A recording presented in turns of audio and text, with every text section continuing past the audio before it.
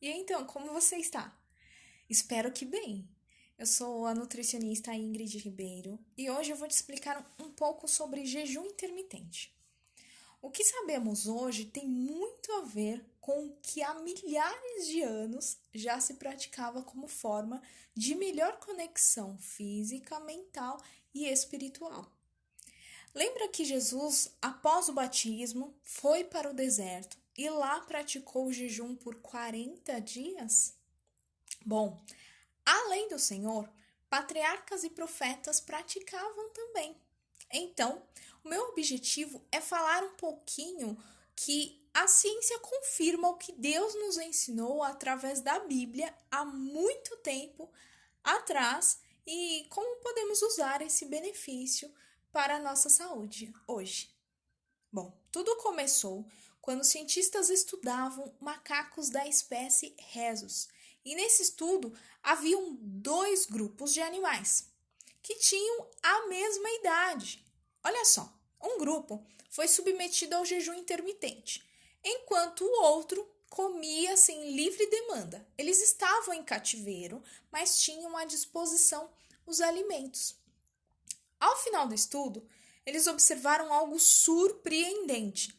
Os macacos do grupo de jejum apresentavam uma aparência física muito mais jovem. Daí começou-se a pesquisar o porquê disso e percebeu-se que uma pequena dose de agente estressor, já que ficar em jejum não é confortável ao corpo, gera proteção das células, mas como disse, em pequena dose. E assim foi criado o termo hormese, que é exatamente isso: pequena dose de um agente estressor para a melhora da saúde.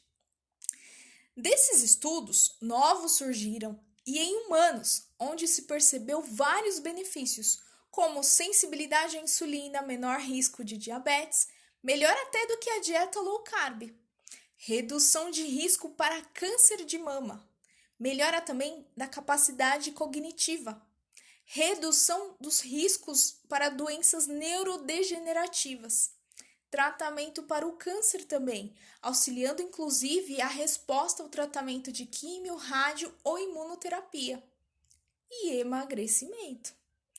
Agora, longos períodos constantemente de alta dose vai gerar dano e destruição de células.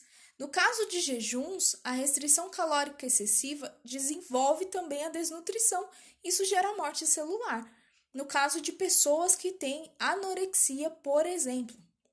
Saiba que quando há fraqueza, perda de energia, queda de cabelo, unhas fracas, dores no estômago, entre outros sintomas, isso não é saudável. O que pode acontecer no caso de pessoas que não estão acostumadas com o jejum e podem ter sim esses sintomas de hipoglicemia, mas isso acontece por falta de preparo, o que é fundamental para essa prática. Precisa ser começado também aos poucos, principalmente se você comer muito e em quantidade ou frequência também. Se comer de 2 em 2 horas, 3 em 3 horas, provavelmente vai aparecer esses sintomas. E não há comprovação científica de se desenvolver problemas gástricos, a não ser se houver já uma hipocloridria ou falta de muco no estômago, que já é um caso mais específico e precisa ser tratado à parte. Bom, destaca-se 3 tipos de jejum. O primeiro é o jejum intermitente, aquele que é 0 calorias por 24 horas e deve acontecer no máximo 3 vezes na semana, mas por curtos períodos, algumas semanas, não é eternamente. Ou seja, a alimentação acontece normalmente nos dias em que não há jejum. O segundo tipo é o jejum em dias alternados, ou seja, dia sim, dia não, com horários determinados. Um exemplo é 14 horas de jejum. Jantou no dia anterior, não faz o café da manhã e já vai direto para o almoço. O terceiro tipo já não é bem um jejum, é a dieta de tempo restrito. É realizar todas as refeições em tempos restritos.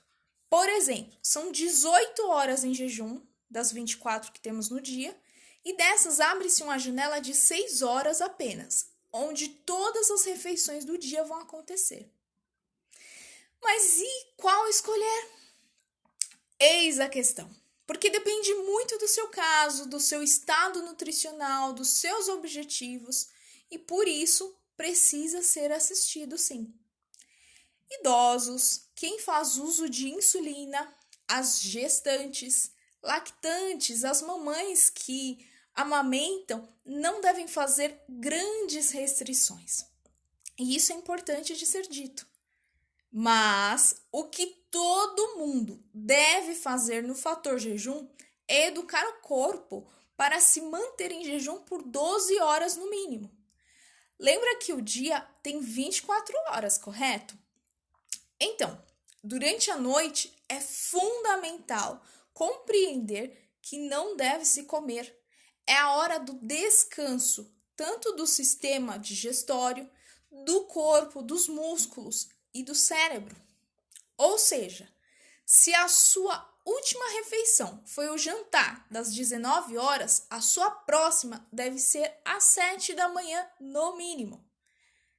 Não às 4 ou às 5 da manhã, entende? Assim como se foi a última às 20 horas, o desjejum deve ser no mínimo às 8 da manhã. E esse jejum todo mundo deve fazer, esse jejum das 12 horas. Somente os bebês que estão em aleitamento materno ou que ainda não comem a alimentação sólida, esses não devem praticar. Mas a partir de uns 3 aninhos, mais ou menos, deve-se incentivar a criança a ter horários e não oferecer mamadeiras durante a noite, enquanto dormem, ou os beliscos da madrugada. Agora, atente-se aos detalhes de como deve ser feito. Primeiro, não pode retirar a água. A água filtrada é fundamental para te manter hidratado, sem retirar vitaminas e minerais. Não adianta nada fazer o jejum e não se nutrir. O jejum, ele abre margem para uma melhor absorção dos nutrientes para as suas células.